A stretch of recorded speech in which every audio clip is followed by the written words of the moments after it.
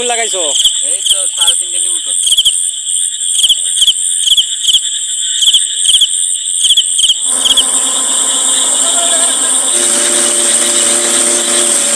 কৃষকের মাঠের বাস্তবতা ও বিভিন্ন হাওর অঞ্চল থেকে ঘুরে ঘুরে ধারণকৃত ফুটেজ নিয়ে আজ আপনাদের সামনে হাজির হয়েছি।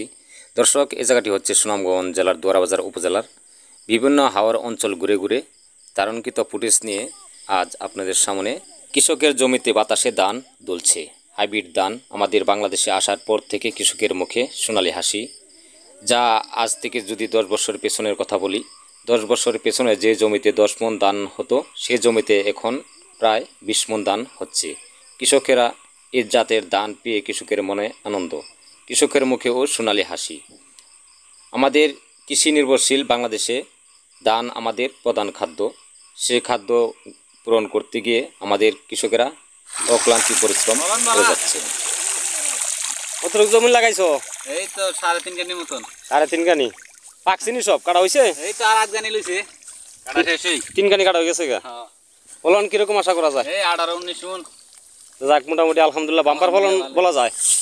হাওরের সোনালী ফসল ধান বাতাসে দুলছে। কৃষক ও শ্রমজীবী মানুষেরা এখন সবচেয়ে বেশি ব্যস্তময় সময় পার করতেছেন। সোনালী ফসল ধান গুলায় তোলার আগ পর্যন্ত কৃষক ও শ্রমজীবী মানুষেরা অক্লান্তি পরিশ্রম করেই থাকেন।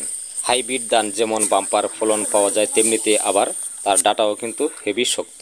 বাতাসে তার ধানকে হেলদোল করতে পারেন না, এমনটাই দেখা যাচ্ছে। আমাদের সুনামগঞ্জ জেলায় যে কয়েকটি বড় হাওর রয়েছে তার মধ্যে বিশেষ করে হচ্ছে দেখার হাওর, টাঙ্গর হাওর, শনির হাওর, কাংলার হাওর, কনস্কাইয়ের হাওর।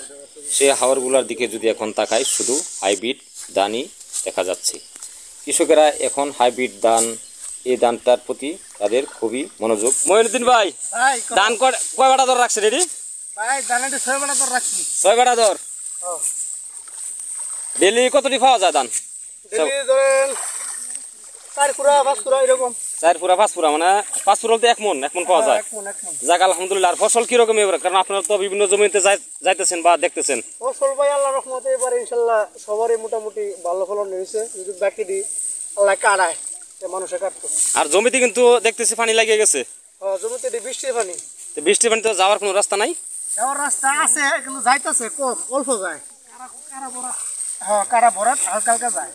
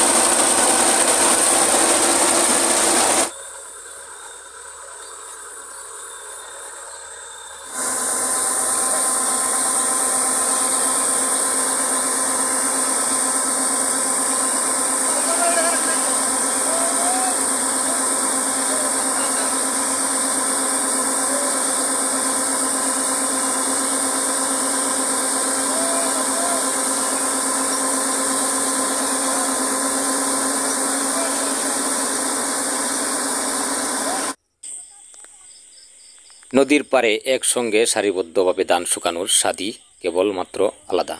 এই দৃশ্যটা কেবলমাত্র আপনি গ্রামে দেখতে পারবেন। প্রতিটি খোলাই রয়েছে তেরপাল বিছিয়ে ধান শুকানোর দৃশ্য।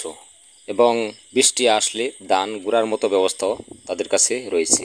বিভিন্ন খলায় রয়েছে পলিথিন দিয়ে ধান রেখে রাখার জন্য। এই ধানগুলা কিন্তু শুধু দিনের বেলায় এখানে নয়, রাত্রের বেলাও এখানেই থাকে। এখানে টঙের মতো ঘর বানিয়ে তারা ধান পাহারা দিয়ে থাকেন। নদীর পাড়ে একেবারে ধান শুকিয়ে তারপর চলে যাবে গৃহস্থ গুলাতে। দর্শক, আপনার কাছে যদি ভিডিওটা ভালো লেগে থাকে অবশ্যই লাইক, কমেন্ট, শেয়ার করে আপনার অন্য বন্ধুদেরকে দেখার সুযোগ করে দিবেন। আর পরবর্তী ভিডিওর জন্য আপনি আমার চ্যানেলের সাথে থাকুন। সবাইকে ধন্যবাদ। আমি এই ভিডিওর একেবারেই শেষ প্রান্তে চলে আসছি। সবাই ভালো থাকবেন, সুস্থ থাকবেন। আল্লাহ হাফেজ। আসসালামু আলাইকুম রহমতুল্লাহি ওয়া বারাকাতুহু।